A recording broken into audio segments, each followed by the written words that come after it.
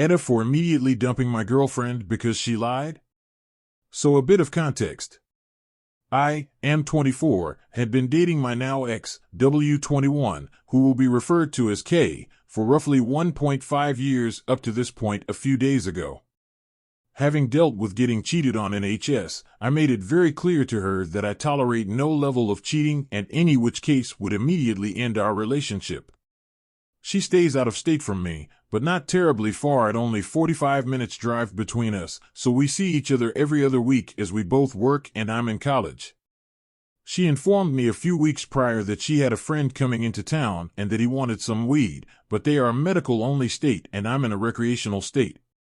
So in turn, I give her some pre-rolls to give to him once he got into town. Now at this point I have no sense of mistrust in Kay at all. She told me to get down about how they were gonna link for a gym session and he'd grab the joints, and that'd be it. I haven't bothered to ask for his name, what he looks like, etc. All I knew was that they went to HS together, they hadn't seen each other in a couple years, and he was coming into town to visit family at no exact date. Now to what happened. A few days ago I was getting plans ready for a date we had set up the next day. Kay told me she had to work this day, so I was tasked with all the planning. I was texting Kay about it, trying to set up time frames of when she'd be here, where to eat, etc. This is when I noticed her Snapchat location was turned off. This is concerning because she's never had it off and we share each other's locations at all given times. I asked her what's the deal and she says she turned it off for safety concerns since she didn't want everyone seeing it all the time anymore. This confused me since she can choose to just share it with me alone. I just push it aside as me being paranoid until she didn't respond back to my texts for 2 hours. Now for most this wouldn't raise any concern as she's at work, she could be busy, etc. But she works at a small food spot and they have never been busy enough to the point she doesn't respond for 2 hours, and she had always been telling me about how they don't have a lot of business. Fast forward another hour, as I was leaving a workout session, I see that she still hadn't replied. I don't know how, but I get a sinking gut feeling that something's off. There's too many red flags to ignore, so I make a decision to take the 45-minute drive all the way to her job. When I get there, I don't see her car outside.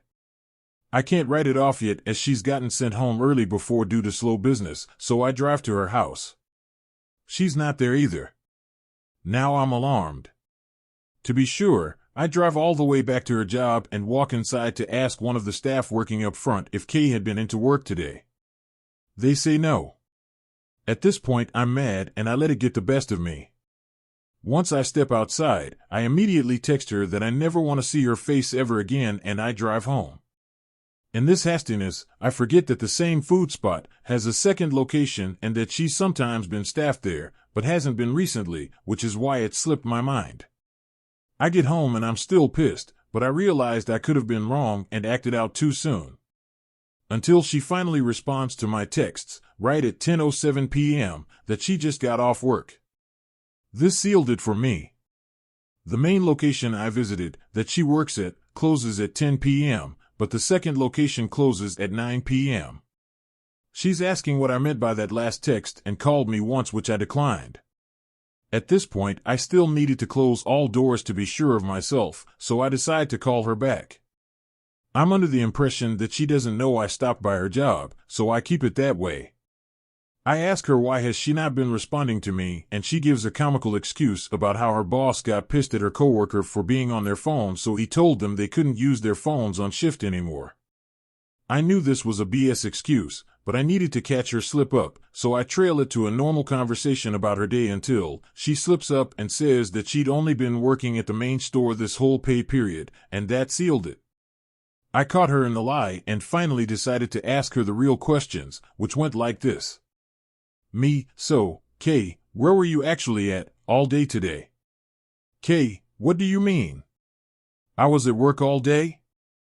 I drove to your job and you weren't there. Again, where were you actually at? Kay, I was in the back kitchen with the cooks. I asked your coworker and they said you didn't work today, so where were you actually at all day? Kay, silence. And I hang up after about 10 seconds of silence. That was it. I had emotionally checked out at that point and was no longer interested in what she had to say. She tried to call me and texted me saying to let her explain, and she said that yes, she had been hanging out with her friend all day, but nothing happened. She said that they had gone to the gym, gotten some lunch, and then decided to get a motel room to smoke some of the joints because his family didn't like him smoking MJ and they didn't want to smoke in their cars either. I didn't want to hear any of it. She had lied to me 5 times already, and I gave her every opportunity to tell me the truth, and she lied, and expects me to believe anything else she has to say? Yeah, I'm good on that. Her friend even decided to text me trying to explain it and wanted to apologize about trying to do me like that. This just pisses me off even more, like, oh, so you both knew and were trying to play me like a fool. He's trying to convince me about how much she cares about me, trying to have a man-to-man discussion. Meanwhile, Kay is trying to talk about how much she's afraid to lose me and shit. I told Kay that I didn't want to hear any of it anymore and that I want to just end it right there and now. Told her I wouldn't even bad-mouth her to our mutual friends or anything, but that I never wanted to see her again. And that's that. She's not tried to contact me any further since that night, and neither has her friend. She took down our couple's photos on all her social media, and so now I've had some of our mutuals come through trying to convince me to talk to her and work things out, but I've shot them all down.